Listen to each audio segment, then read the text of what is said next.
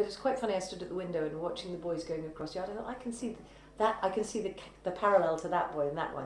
The one who's shaved their head and is a bit, and then there's the one who looks a bit sensitive, and then there's the one with the glasses. And of course, the girls. What the boys couldn't understand when I was here is that the girls love the funny people and the sweet ones, and all the ones who are a bit like wet or weedy.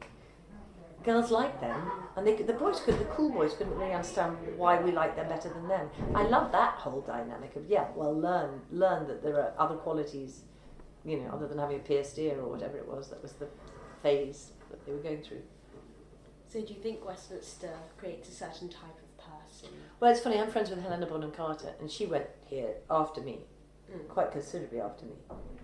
But the minute I saw her when I first met, I thought she went to Westminster because of the way she dressed. There was just a kind of eccentricity to the way she dressed, where I thought, yeah, that's so Westminster.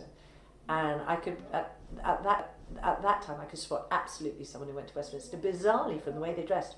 Because what happened, because we were very much in focus, was a slight desire not to be in focus as though you wanted to be considered attractive. Because that would look like you're sort of leading people on. And people were quite vulnerable. I mean, there weren't any other girls around. And so, everyone was quite interested in the girls, even if we weren't very interesting.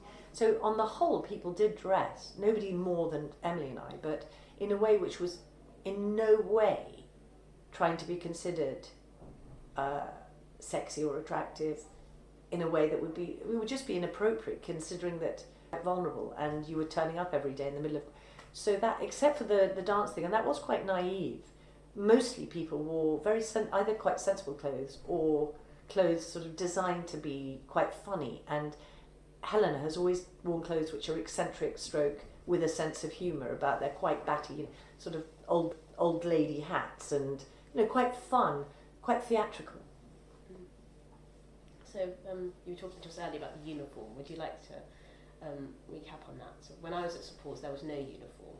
So no, well, coming to here was quite a change. Well, yes, and when I was at St Paul's, there was no normal uniform, but there was all this other stuff.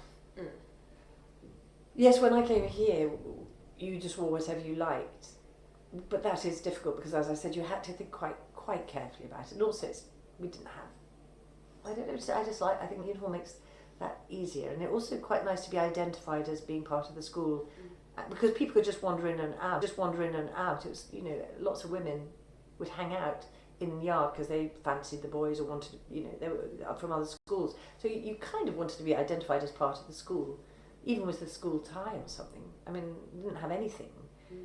And in my case, I was constantly picked on by the headmaster with his friend Emily as wearing clothes that we could own, which were just banned.